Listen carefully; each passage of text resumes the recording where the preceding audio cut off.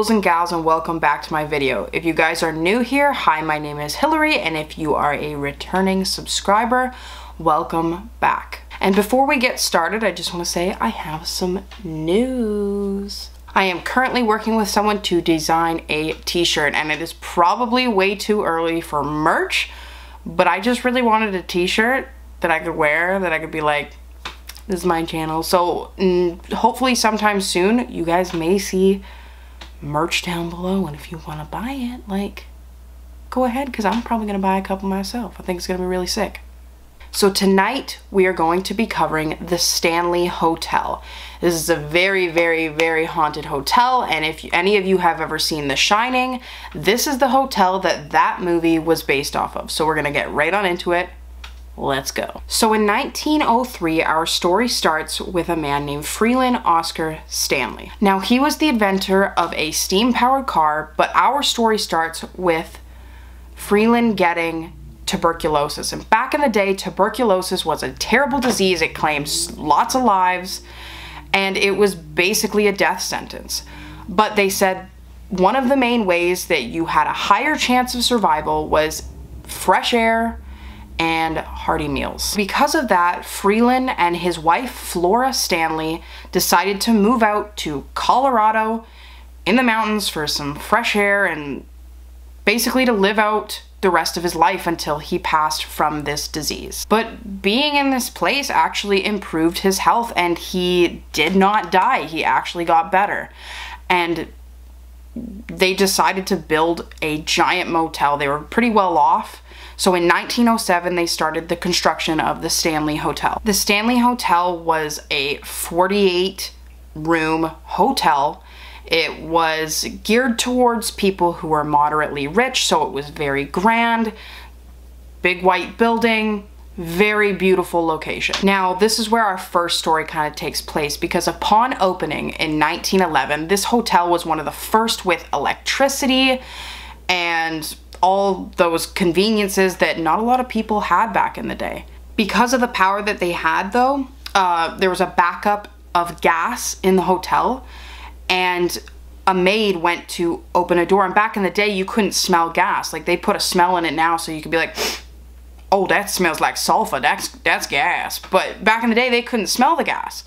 So a maid went to open one of the doors upstairs with like a candle or some sort of flame in her hand, went up there, and boom, the whole room blew up. A big portion of the hotel got destroyed, and only 8 people were actually harmed by this. None of the guests were harmed. There was 7 waiters, and the one maid that went to the room, she did not die. She got hurled from the 2nd floor to the 1st, broke both her ankles, but Elizabeth Wilson, that trusty old maid, did not die, and she actually worked there for probably the rest of her life. She worked there for a very long time. So this is where the story brings us to room 217, and 217 is one of the most haunted rooms in the hotel. This is where Stephen King got his inspiration to write The Shining. He actually went up with his wife and decided to have a little bit of vacation, so they stayed up at the Stanley Hotel, and it was actually closing time, so they were kind of the only,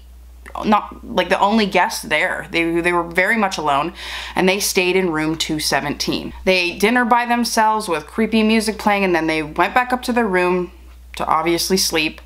And this is where Stephen King had one of his big nightmares, like the major nightmare of his child being chased down the hallway by something. And that, in The Shining, if you've seen the kid on the bike just rolling down, that was his dream. Stephen King woke up in this cold sweat. Obviously, he was really scared. Like, he had this horrible nightmare of his 3-year-old son being chased down the corridors of the hotel, and he woke up, went outside on the balcony, lit a cigarette, and that is where that's where he thought of the plot of the movie The Shining and the famous book, and he ended up writing it. Now, 217 is right in the exact area that the hotel exploded. And it's actually said that Elizabeth Wilson haunts that room, 217. And so a lot of guests have reported their suitcase being unpacked, things going missing, and apparently Elizabeth, being old-fashioned and from like the early 1900s, doesn't like it if you go there unmarried and are just chilling in the room with a person of the opposite sex. Miss Wilson is actually known as well to turn the lights on and off in the room, so if you're ever in there and you see the lights turn on and off, you'll know it's her. I've heard people say too that you're not allowed to stay in that room, but in fact you are allowed to go to the Stanley Hotel, and if it is open, you can stay in room 217. So if anyone wants to experience all of this ghostly activity themselves, they can go check her on out. Now the next place, the second place in the Stanley Hotel that I'm going to bring up is called the Vortex. It is a set of stairways that goes up and down, and there's said to be a lot of energy that happens there. I've seen YouTube videos with people going there, and there's mirrors that are facing each other. A lot of people say that mirrors shouldn't face each other because that'll create even more of a vortex. There's supposed to be a little girl that haunts it, and if you take photos, she usually comes up as 2 blue dots, but a lot of people have reported very spooky things happening there because it is a major hotspot. I don't know if it's because of all the mirrors pointing at each other, but definitely a place I'd want to see. The third most haunted room in the Stanley Hotel is the concert hall. The concert hall is actually haunted by quite a few different ghosts, one of which is named Paul, and back in the day he was a jack of all trades, and he is known to shout "get out" at you if you're in there past curfew or past the time where it's getting a little dark and you're not supposed to be in there. Also, he has been known to push people. There was a construction worker that was there doing work, and he reported that he felt somebody nudge him, and he looked behind him and there was nobody behind him. So that is Paul. It's also said that Flora Stanley herself haunts the concert hall, and she will play the piano for you. So if you go check it out and Paul doesn't freak you out by screaming "get out," then you might hear Flora playing a little tune, tinkering the ivories, in the concert hall. The last ghost that I'm going to mention in the concert hall is by the name of Lucy, and she is said to be either a runaway or a homeless woman, but she is said to entertain ghost hunters. So she will flick lights on and off. I'm sure if you have a spirit box and go there, she will talk to you. She's really, I guess, wants to be heard. And the historians from the Stanley Hotel have researched, but they are not quite sure what Lucy's connection is with the Stanley Hotel.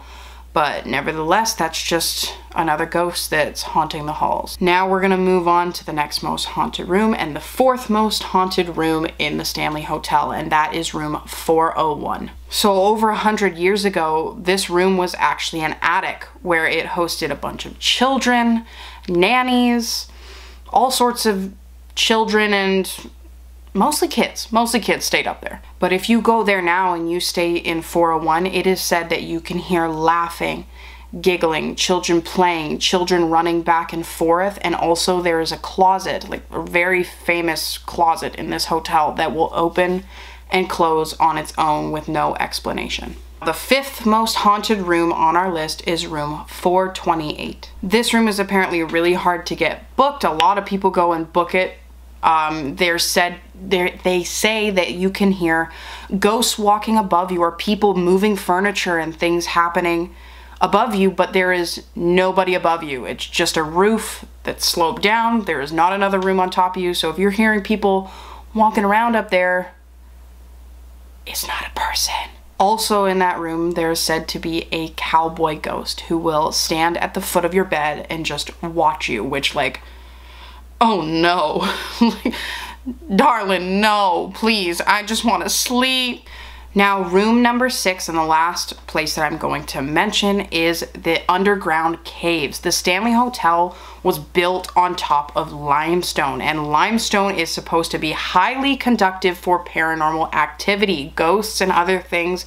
It is supposed to heighten it. So if you believe in water or stone or ley lines, all these magical things with magical properties that could possibly make a ghost more powerful or a spirit more powerful, and this whole hotel is sitting right up on top of that. So that could explain why all of this haunting things are happening when the whole hotel is laid off on top of a giant magnet that is just attracting spirits. You can actually take tours down there. Even if you are not a guest, they will host tours into the limestone basement. And a lot of workers and people have reported whispers and weird things happening down there that they're not sure how it happened. Like whispering in your ears and wind coming from nowhere, which a lot of people will just say, it's the old pipes, it's this and that. So some of it can be explained away, but I don't know. I think I'm gonna have to go down there myself one day and see if anything weird goes on. So that's it for today, guys. Thank you guys for watching, and feel free to give me a like, subscribe, leave a comment if you want.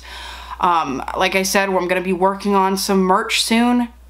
I hope you guys like it when it comes out. It's gonna be coming out hopefully within the next couple weeks, fingers crossed. So thank you guys, and I hope to see you guys on my next video. Thanks, bye.